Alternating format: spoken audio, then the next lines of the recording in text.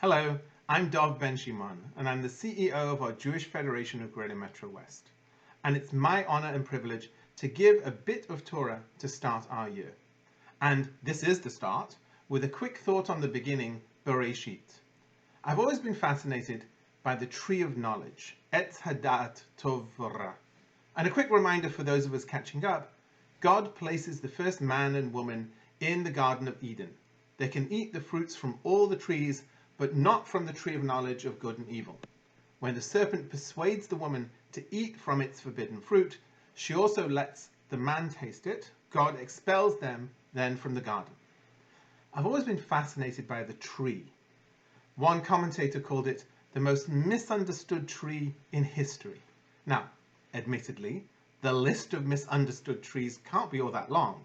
Although, just in case you were wondering, the list of famous trees in history is quite something.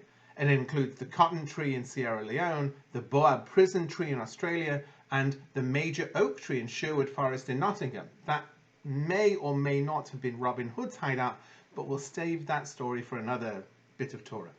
Anyway, back to our tree. If you don't know the difference between good and bad behavior, is it fair that you're getting punished for what you didn't even know beforehand was bad behavior? There are lots of commentaries that see the entire tree of knowledge story as a trap, or at least something designed to fail. But also, some things are preordained, while other things are tests. And that's a really interesting aspect of this story, I think. Sometimes we're tested so that we can learn about who we are and what we can become. But sometimes we're tested so that those around us, or those who come after us, can learn from our challenges and our failings.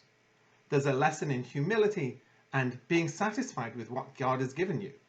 You don't need to sample from the tree, according to this line of thinking, because what God told you to do should be enough. Christian theology links this to desire, the need for fulfillment and the temptation to turn away from God. And I think this is interesting, but for me at least, it doesn't come to the essence of why this story is so challenging and so remarkable. I think that part of the solution lies in the concept of kashrut, of being kosher and eating kosher, and of the concept of kosher, of understanding restraint and discipline with food and behavior. Sure, people can eat anything they want, or most things within reason, but should you, or should you? Hillel says, En bo yirechet, that an ignorant person doesn't worry about sinning because he or she doesn't really understand what sinning means. So if you don't have limits on your behavior, then your behavior doesn't really have meaning to it. That's why I wanted to go back to the Hebrew on this. It's not the tree of knowledge of good and evil. It's actually the tree of knowledge of good and bad, Tov Ra. So it's entirely within your power to get an understanding, even within your own limitations, of what is good and bad. Whereas evil, I think, is another dimension, another plane altogether of morality and ethics and behavior. Interestingly enough, at the end of that same section of Pirkei Avot, Hillel continues his summary, and he says, "B'makom she'en anashim hishtadel liot ish." In a place where there are no people, try to be a person.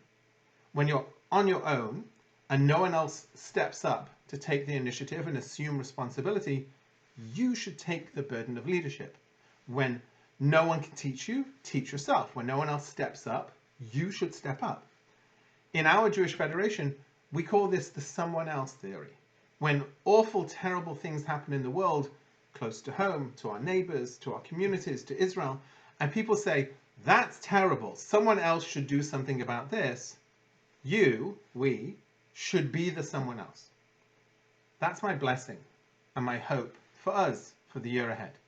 Know the difference between what you can do and should do, and when in doubt, be the someone else, the one who stands up for others, for community, for knowledge, and for life.